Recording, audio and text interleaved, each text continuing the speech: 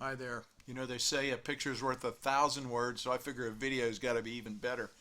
I wanted to show you something that I've made to help, hopefully it'll be helpful to those who are especially beginners trying to learn how to write instruments with Air Manager. I call it AM or Air Manager Paste, and this is version 2.2. I just updated it. I did this quite a while back, but I think it's some newer users might not be familiar with this. And it's a little application that helps avoid frequent trips to the wiki to search for what you need to paste into your scripts. So let me show you how it works. You can see it on the desktop here. I'll just double click it, and it opens up this little pop-up window here. It basically has all the different potential functions from the Air Manager scripting API. For example, let's say you wanted to add a dial. You could click dial, and then you can see with pop-up menu shows you all the potentials. We say dial add, and what it's done there is copied it to the clipboard. So now we just click into our script where we want to paste that and just hit Control V, and it pastes it right in. Now you can see I've used the add-on for Notepad that actually highlights in color all the function names for Air Manager. What it basically does here is you see it pastes a kind of a template for that particular function. What I've done is left a lot of space between the things so that if you want to change the callback name, you can just double click it. In fact, if you want to be fancy, you double click it and you hit Command F to open the find window, and then just hit replace, and you name it, let's say my callback. And then you can just hit replace, and then it goes to the next one, hit replace, and now we have my callback in there. So that gives you an idea how it works. I did add some little hints or little comments in the middle, usually in the function, in the callback function, so that you can cut and paste. You can just paste over that or type over that just to eliminate that. But you can see it shows you just a generic name, and the image, as you see, is also in quotes, which means that you can just click it and then type in, my image .png, for example, and there you go. You can also click the any of the X and Y, and the width and height, and then you enter your code, and that's about all there is to it. Now it has pretty much every, I'm going to get rid of this, it has pretty much every function in version 2.2. Now 2.2 is probably not going to ship for a while, so you can see it has some things. It's kind of fun to look at them and see what's on the way. For example, we're adding a slider where you can have a horizontal and a vertical or a circular slider that you're going to be able to touch control to put your finger on or the mouse and move. For example, you might want to replace some switches for, like for example, a gear handle or flap handle. You might want to be able to slide it to intermediate positions. And what will happen, I'll select that one. Let's select slider, add vertical. We'll come in here and paste it, Control V. And you can see the slider ID, add vertical. You put an image in there, background image, and then the X, Y, width, height, and then a thumb image. This thumb width shouldn't be highlighted here, because it shouldn't be in quotes because it's just a number. But anyway, the thumb image is the image that you're going to be sliding up and down, and then the thumb height in the slider callback function, and then of course it's pasted a dummy function up here. So that gives you an idea how that works. But this works for virtually every function, all the subscriptions. I even included subscribe single or array, multiple, just to kind of give some guidance. I didn't do that for everything, but for all the different reason, right? The subscriptions.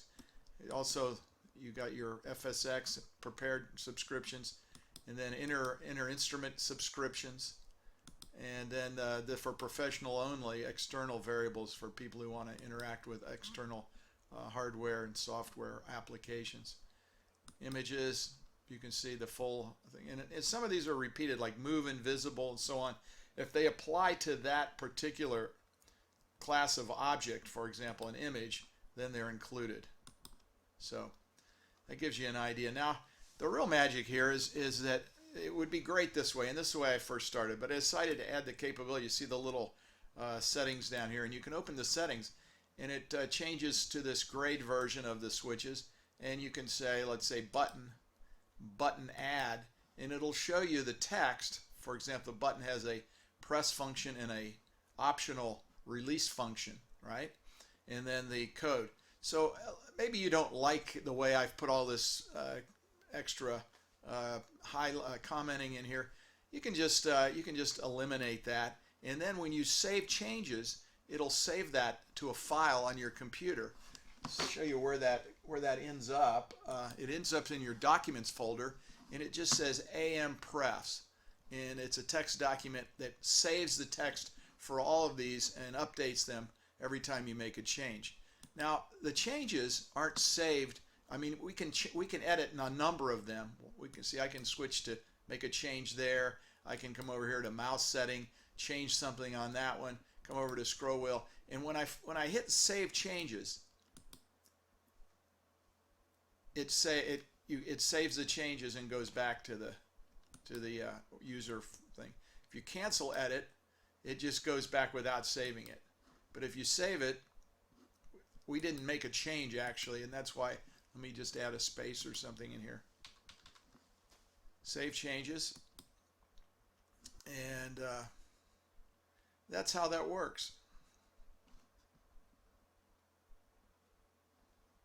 So I can't guarantee that there's no typographical errors in some of these functions. I didn't have time to spend hours going through each one and pasting them and checking them. So most of them have been checked. Anything that was added after version 2.2, I think there was one function. I think I've corrected it, but I had used a curly brackets instead of a regular brackets. My older eyes don't spot those quite so easily anymore, and I think I couldn't for the longest time figure out what was going wrong.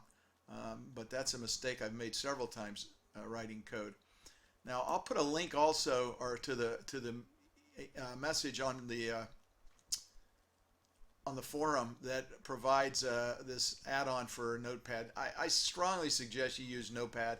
Notepad is a great little application for Lua editing, and with this add-on to localize it to the Lua Air Manager functions, it's really kind of nice.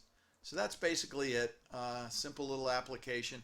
If anybody wants it for Mac or Linux, I have the capability of compiling it into an application for that. I didn't do that. I'm just going to post this. I'll let a few people try this out and see what they think. If you have some suggestions, if you find some editing that needs to be made, changes, let me know. Now, the functions are hardwired in here. I mean, they're in the compiled code the way you see them here. If you make changes, they'll be saved in that AM preferences file that I showed you, and loaded each time that you open the application. That allows you to change it as you like it. But if you ever want to go back to the original setup, just get rid of that little preferences file, and it'll load right back up with the basic compiled version the way it was shipped. And I'll be happy to keep updating this as you find mistakes, and I'll certainly be updating it as Sim Innovations adds additional functions to the API. Thanks a lot. Enjoy it.